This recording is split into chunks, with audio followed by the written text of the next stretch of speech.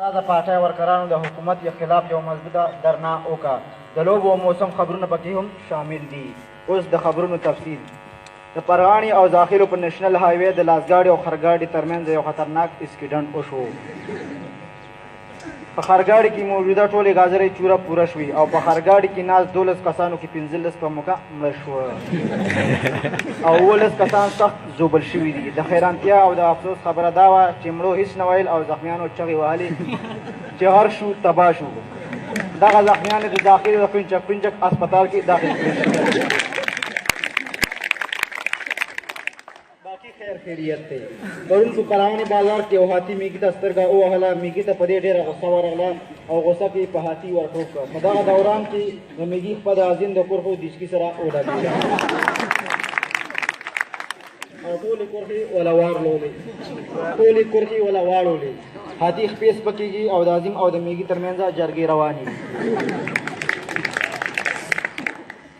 نمبر 2 ناراض جمهوریت پارټي ورکرانو د حکومت خلاف یو مضبوطه درنا پیش کړه چې قیادت یې چیچړ خان کولو. په خپل تقریر کې دا ویل چې زموږ کورونو ته په نلکو کې یعنې په بمبو کې اوبه نه راځي او خلک د ډېرو مشکلاتو سره مخ دي.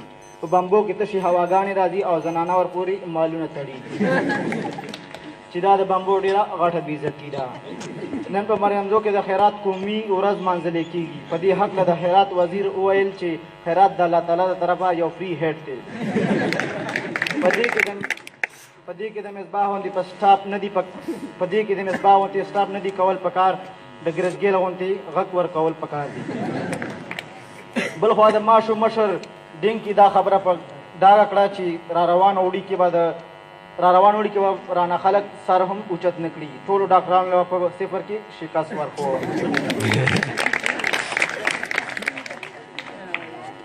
دا خبره هغه وخت وکړه کوم وخت کې چې د را روان اوړي دپاره فوج تیارېدو. اوس د لوبو خبرونه. د پاکستان په دوره راغلی د ویسټ انډیز ټیم کپتان د ګرزګیل د چکر دپاره پرغاڼې ته راووتو او د شکور سکاوي ته د ویښتو جوړولو دپاره ننوتو.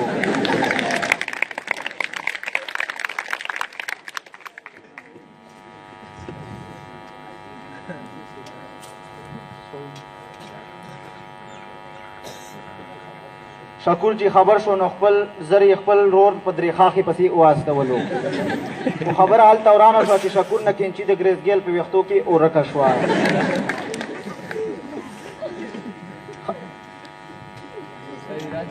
نو بیا خلک راجمع شو. د یوسف خیل نه ورته 2.5 منه مقناطیس راوړو او کینچي را برسېره کړه. شکور د شکر سجده وویسته او ګرزګیل له یې رخصت ورکړو. د پاکستان لامبوزن خړو کاکا یو نوی ریکارډ قایم کو او پوره 2 ورځې په سمندر کې تېرې کړې. سبا د هغه جنازه 18 بجې ادا کېږي. اوس د موسم حال. سهار د وخته 12 بجې اسمان طرف ته وګورئ. که چېرې لمر و نو موسم به شین وي او که لمر نو وریځ به وي. د نوشي د وینا مطابق نن په پېښور او خوش علاقو کې درجه حرارت 41.45 کیلومتر ته رسېدلی.